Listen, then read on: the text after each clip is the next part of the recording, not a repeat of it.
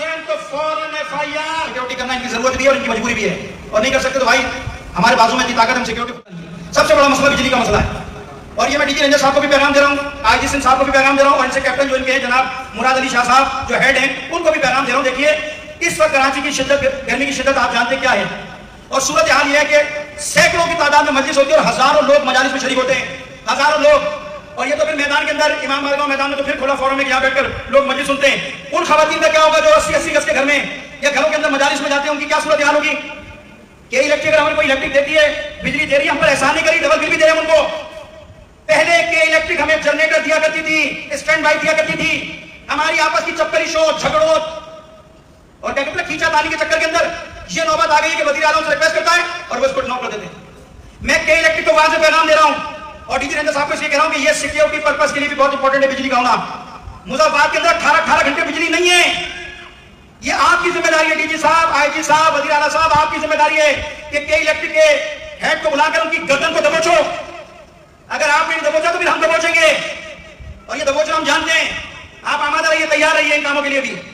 Bill दे रहे हैं हम, बिजली नहीं है। मुहर्रम आ रहा है, 1 से 10 मुहर्रम तक आप शेड्यूल तय कर लीजिए, सुबह भले 8 बजे से लेकर 3 बजे तक बंद कर लें, शाम 4 बजे के बाद असरों का सिलसिला शुरू होता है पूरे शहर के अंदर।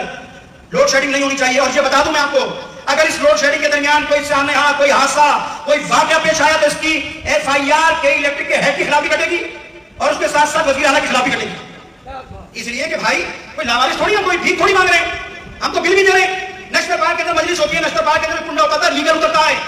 इस इमाम बारगाह में जो मजलिस होती है लीगल कुंडा होता है, या दूसरे इमाम बारगाह में जो मजलिस होती है लीगल बिजली के ऊपर अशरे मुनक्किद होते हैं, लेकिन इसके बाद लोड शेडिंग का होना ये काबिल कबूल नहीं है। फिर कह रहा हूं कि इलेक्ट्रिक के CEO को तुम्हारी FIR कटेगी और हम तैयार हैं इसके लिए, मुंह देंगे सब।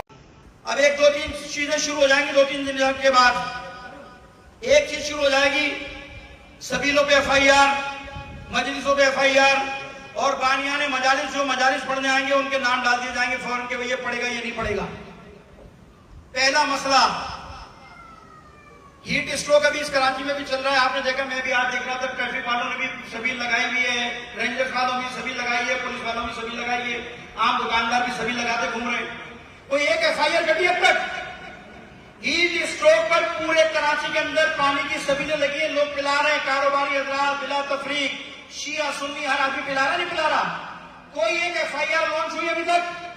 सबील पर कोई नहीं हुई, लेकिन तब इसी पानी फौरन FIR। हीट स्ट्रोक पर पानी पिलाना कानूनी है, हुसैन के नाम पर पिलाना जुर्म है। जिसको हुसैन के नाम पर पानी पिलाने पर एतराज है वो हलाल ज्यादा नहीं हो सकता। पानी पिलाना जुर्म हो गया इस मुल्क के अंदर। हुसैन के नाम पर सबील में FIR कटेगी, देंगे साल को मुंह हम देंगे। अगर सबील पर कोई FIR कटी, मैं अपने तमाम तंजीमी आजाद को बोल रहा हूं FIR जमा करो, फिर मारेंगे इनके मुंह पे FIR है। सबील पर FIR, मजलिस के अज़ा पर FIR होगी, टाइम से करोगे तो ठीक है, नहीं तो FIR। बानियाने मजालिस पर प्रेशर डालना शुरू कर दिया तुमने, दबाव डालना शुरू कर दिया, और दबाव क्या, इतने बजे टाइम में मजलिस का शुरू हो जाए, इसके बाद करोगे तो FIR कट जाएगी, ये हो जाएगा वो हो जाएगा। ये क्या तमाशा मचाया हुआ तुमने मुल्क के अंदर? हमारा मौजू है कि आजादारी सईद शोहदा पाकिस्तान में इस्तेहकाम का सबब बनेगा, लेकिन रियासत के इक़दाम की वजह से पाकिस्तान मजबूत नहीं होगा, कमजोर होगा। इसलिए कि तुम एक कम्युनिटी को